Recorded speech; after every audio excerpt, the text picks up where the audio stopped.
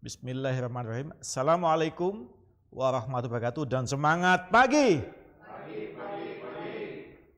Rekan sekalian, pada kesempatan kali ini saya akan menyampaikan satu materi yang insya Allah diperlukan oleh banyak orang, semua orang lah ya.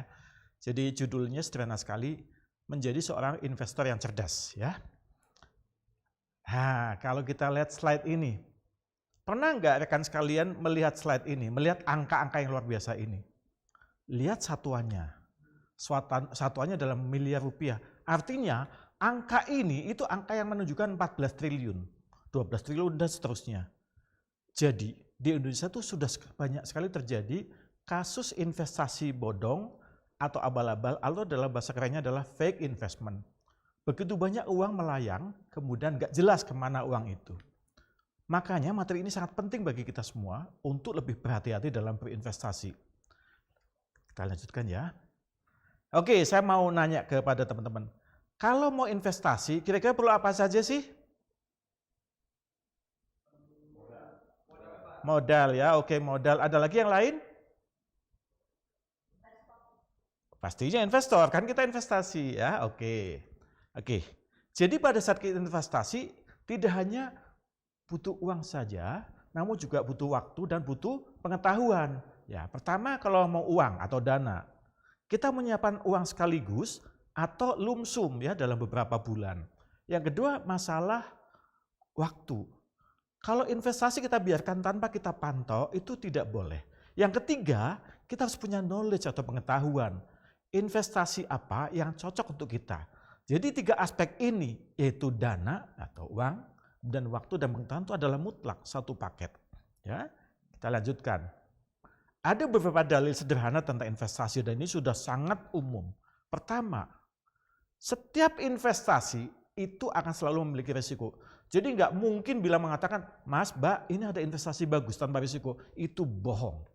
Yang kedua, semakin tinggi return atau imbal jasa yang diberikan, semakin tinggi pula risiko investasi. Dan ini sudah dikaji sejak tahun 52 oleh Harry Markowitz dalam Modern Portfolio Theory. Yang ketiga, kalaupun kita punya uang banyak dan pada waktu itu ada investasi yang konon bagus sekali, ada satu klausul, satu dalil mengatakan don't put all your eggs in the one basket. Artinya apa? Jangan simpan telur di satu keranjang yang sama. Dan yang keempat, ini qadarullah hasil kajian saya tahun 2016 untuk program S3 saya, bahwa tingkat pendidikan itu tidak menjamin pemahaman dalam pengelolaan keuangan yang lebih mempertimbangkan keuntungan dibandingkan risiko keuangan dalam pengambilan keputusan keuangan. Artinya, kalau soal uang semua itu sama, nggak lihat level pendidikannya. Ya, kita lanjutkan lagi. Begitu banyak kasus yang menyangkut kerugian investasi. Terus apa yang perlu kita lakukan? Rekan sekalian, investasi itu tidak semata-mata tanya, Mas, Coach, investasi di sini bagus enggak? Saham ini bagus enggak? Reksadana ini bagus nggak? Obligasi ini bagus nggak? Tidak. Kenapa? Pertama kita pastikan investasi itu pakai uang dingin. Apa maksud uang dingin? Ya artinya raport keuangan kita sudah sehat.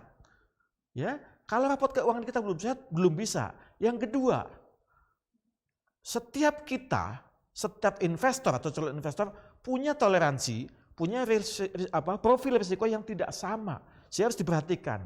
Yang ketiga, namanya investasi kan maksudnya untuk apa sih?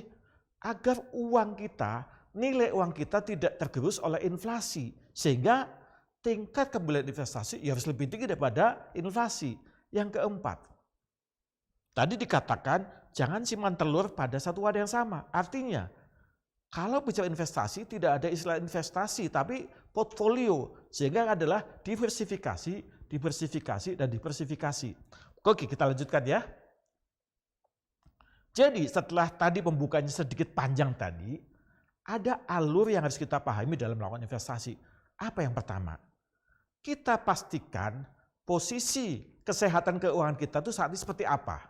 Ya, kita cek, kita uji. Ya, bagaimana raport keuangan kita? Nah, kalau raport keuangan kita belum bagus ya, mungkin karena kebiasaan keuangan buruk ya, mungkin lebih besar pasar pada tiang, mungkin banyak beli boba dan sebagainya, gaya hidup selangit, banyak hutang, dan tentu faktor inflasi. Jangan sampai seperti yang di bawah ini, di pojok kecil ini kelihatan sekali. Coba kebayang ya, kalau kita banyakkan utang, kemudian kita banyak gaya hidup, maka yang terjadi adalah yang merah semua ini, kita akan banyak mikir cicilan ya. Jadi kalau udah sehat bagaimana? Belum selesai sampai di sana.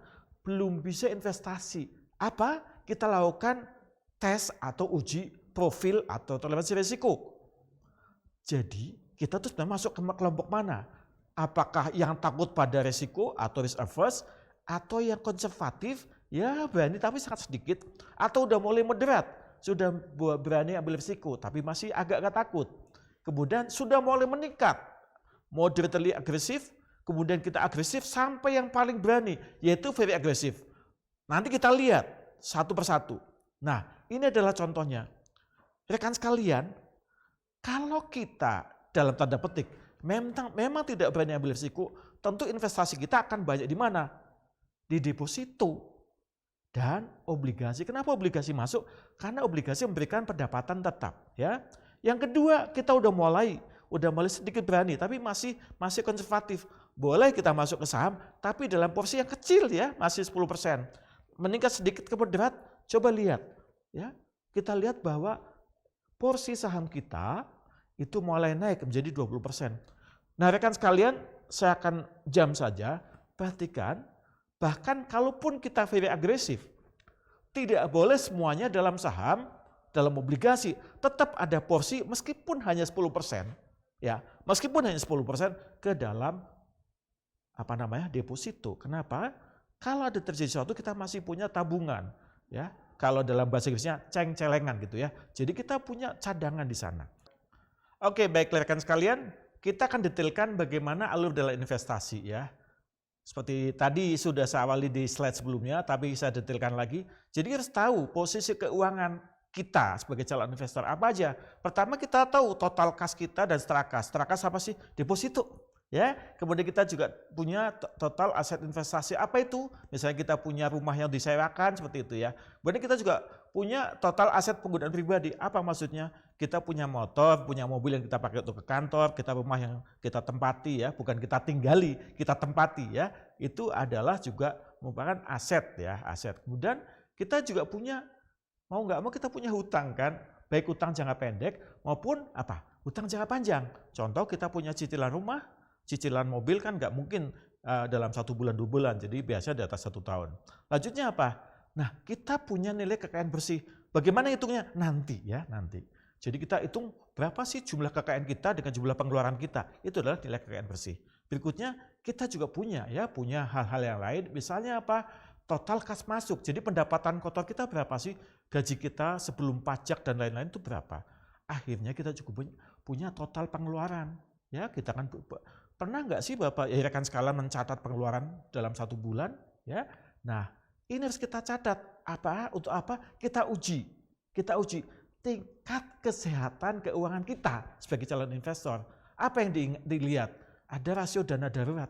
Kita punya kas, punya uang di tangan berapa kalau ada yang menagih hutang kepada kita, ya kita punya berapa. Kemudian kita juga punya yang lain lagi, rasio likuiditas. Jadi kita punya kas, punya piutang dan mungkin punya deposito atau punya persediaan. Ya, seperti perusahaan. Kita juga punya hal lain, tabungan masa depan misalnya. Ya, jadi kalau punya putra-putri pastinya harus punya tabungan masa depan. Nah, jangan salah, kayaknya hampir semua orang, mungkin sebagian kecil nggak punya hutang ya. Jadi dia punya rasio hutang kita. Dan kita juga punya kemampuan membayar cicilan. Rekan sekalian, pada saat pandemi kemarin mungkin juga ada yang mengalami kesulitan keuangan sehingga kemampuan mencicil hutangnya agak berkurang. Kemudian juga kita punya hal yang lain ya. Jadi memang semua rasio harus kita lihat. Rasio kemampuan mencicil hutang konsumtif. Apa contohnya? Rekan sekalian mungkin tergoda menggunakan kartu kredit, itu kan konsumtif. Jadi harus bisa ngitung cicilannya berapa. Kemudian bagaimana rasio aset produktif dan investasi terhadap kekayaan bersih. Rasio aset produktif apa sih? Contohnya rekan sekalian punya tadi rumah kontrakan, itu produktif ya. Atau motor dipakai untuk Gojek, itu termasuk rasio produktif ya. Nah, ini memang vulgar dikatakan bahwa tidak hanya perusahaan yang bisa bangkrut. kita pun bisa bangkrut. Ada risiko bangkrutan ya. Nah, ini setelah kita dikatakan sehat oleh seorang financial advisor atau financial planner seperti saya misalnya, maka kita sehat, maka boleh lanjut.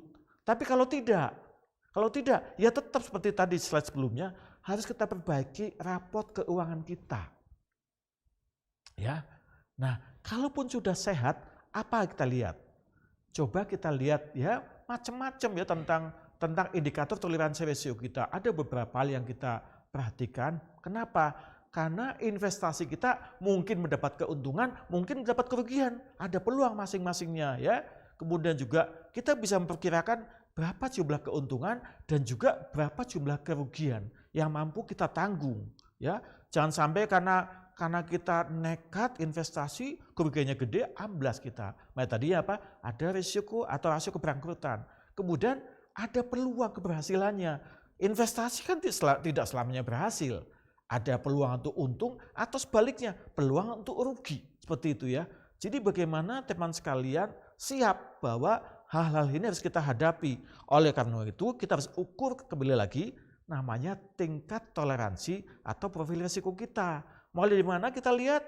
Pertama, kita masuk kepada risk averse, saya ulang lagi ya, kita memang sangat takut pada risiko, atau sudah mulai berani tapi sangat konservatif, mulai naik lagi, moderat, mulai naik lagi, moderately agresif ya, naik lagi agresif ya, pengennya investasi semua tempat, sampai kepada very agresif. Tapi catatan saya sebagai seorang financial advisor atau planner, ini semua adalah panduan kita untuk melakukan investasi. Jadi angka-angka ini, angka-angka pada saat kita lihat toleransi risiko atau profil risiko dari yang hijau muda, kuning, oranye sampai kepada merah tua, itu adalah dasar kita melakukan investasi. Ya, sehingga alokasi investasi dalam bentuk portfolio kita ada di pasar uang, ada di pasar saham, ada reksadana, ada juga mungkin ya, bukan mungkin, bisa jadi di aset yang sifatnya properti atau emas ya, aset real gitu ya. Jadi rekan sekalian, ini ada gambaran singkatnya tadi sudah saya jelaskan di slide sebelumnya, tapi saya ulang sedikit. Kalau kita memang, maaf bukan penakut, tapi risk averse, maka investasi kita ya hanya di deposito dan obligasi, sudah ya. Kenapa obligasi? Karena obligasi memberikan pendapatan tetap. Kita lihat sampai ke kanan, coba lihat paling kanan yang agresif. Kenapa yang tadi tidak saya ulang? Karena sudah tadi ya. Paling kanan pun mengatakan apabila kita termasuk very agresif, tetap ada porsi untuk deposito. Just in case ada kegagalan investasi, saham turun semua, kita masih punya uang. Oke rekan sekalian, semoga pemahaman singkat ini mampu membuat kita lebih hati dalam investasi. Jadi pertama apa? Pertama kita harus tahu tingkat kesehatan keuangan kita. Yang kedua, kalaupun kita sudah sehat, boleh kita lanjut. Kalau belum sehat, jangan nekat. Ingat, investasi itu pakai uang dingin. Jadi pastikan kondisi kesehatan keuangan kita oke. Setelah kita oke atau sehat, kita lanjutkan pada apa? Pada kita ukur tingkat toleransi risiko. Artinya apa? Kakak beradik pun punya tingkat profil risiko yang berbeda. Ada orang yang kena tipu 10 juta udah kelepek-kelepek, ya. Ada yang kena tipu 1M masih cengengesan. Karena apa? Karena profil risikonya beda, ya. Jadi kekuatan jantungnya juga beda. Oke, saya akan memberikan 2 klausul. Yang pertama, hal tersulit dalam mengelola keuangan adalah saat kita tidak punya uang. Setuju nggak teman-teman? Mana bisa kita ngelola uang kalau nggak ada uangnya. Yang kedua, apakah uang selalu memberikan kebahagiaan? Tidak. Iya, kalau ada di rekening orang lain. Mana bisa kita bahagia, uang itu di rekening orang lain. Nah rekan sekalian, tadi masih pembukaan ya, jadi kalau teman-teman ingin diskusi, A to Z-nya investasi, just feel free to contact me ya. Ini ada foto saya, ini ada nama saya, dan ini ada KWP alias Qualified Wealth Planner dan CFP Certified Financial Planner. Jadi itu insya Allah saya akan mencoba memberikan jawaban sekiranya teman-teman mau ngajak diskusi. Ini ada profil atau alamat yang bisa teman-teman hubungi ya, ada di sini ya. Ada nomor telepon atau WA, ada IG dan sebagainya. Semoga bermanfaat untuk kita semua ya, termasuk untuk saya sendiri ya, dan menjadi amal kebaikan untuk kita semua. Mohon maaf apabila ada kesalahan dan kekurangan. Assalamualaikum warahmatullahi wabarakatuh. Semangat pagi!